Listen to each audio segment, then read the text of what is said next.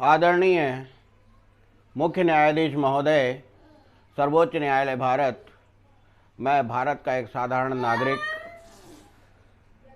एक अध्यापक, एक विकलांग पुत्री का, पूर्ण रूप से विकलांग पुत्री का पिता और आपकी व्यवस्था से मानसिक रूप से प्रताड़ित व्यक्ति बोल रहा हूँ। बात सन 2010 की है, जब मैं एक दिल्ली के सुप्रसिद्ध विद्यालय में हिंदी का अध्यापक था। 3 साल के निष्कलंक सौहार्दपूर्ण वातावरण में कार्यकाल के पश्चात अचानक एक दिन मेरी सेवाएं समाप्त कर दी गईं। मैंने न्यायालय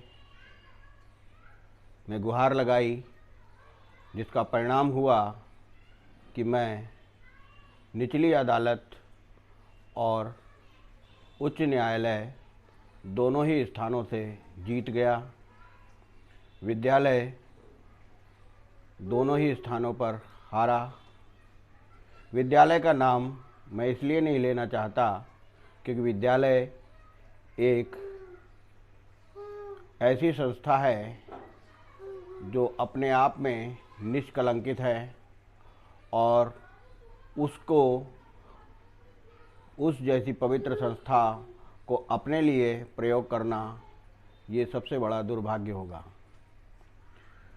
विद्यालय के वकील द्वारा हमेशा ये प्रयास किए जाते रहे, न्याय व्यवस्था की कमियों के अनुसार हमेशा यही प्रयास रहा कि तारीख ले ली जाए और इस प्रयास में वो सफल होते रहे। लेकिन कुछ मेरा भाग्य ने साथ भी दिया, जिससे 2010 से 2013 तक मैं 2 स्थानों पर विजयी हो चुका था। लेकिन विद्यालय ने फिर वही कार्य किया और तीसरी बार उच्च न्यायालय की डबल बेंच में मेरा केस रेगुलर कर दिया गया। 2013 के बाद 2013 से शुरू हुआ केस 2015 में रेगुलर होने के बाद आज सन 2021 में तक किसी तरह की कोई सुनवाई नहीं हुई है। आप स्वयं कल्पना कीजिए कि मेरे जैसा एक साधारण व्यक्ति, जो उसके लिए कितना कठिन होगा एक दिव्यांग पुत्री का वहन करना, परिवार का वहन करना। मेरे परिवार का मुख्य पालनकर्ता ही मैं हूँ और मैं ही ऐसी मानसिक प्रताड़ना से गुजर रहा हूँ। मानसिक प्रताड़ना की सर्वोच्च सीमा तक, सर्वोच्च स्थिति तक मैं पहुँच चुका हूँ, जिसके आगे विक्षिप्त होने के अलावा और कुछ नहीं रह जाता। तो ईश्वर की कृपा है कि मैं अभी तक पूर्ण रूप से विक्षिप्त नहीं हुआ हूँ। मैं ये नहीं कहता कि आप मेरे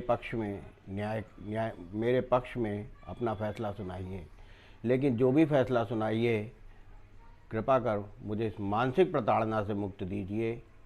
यदि विद्यालय में 3 वर्ष तक निष्कलंक,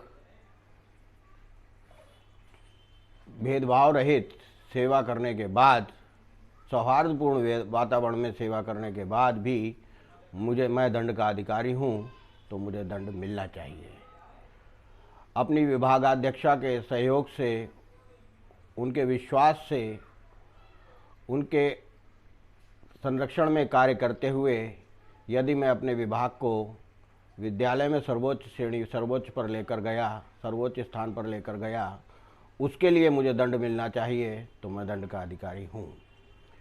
मेरे ऊपर एक हाउस का अध्यक्ष बनाया गया।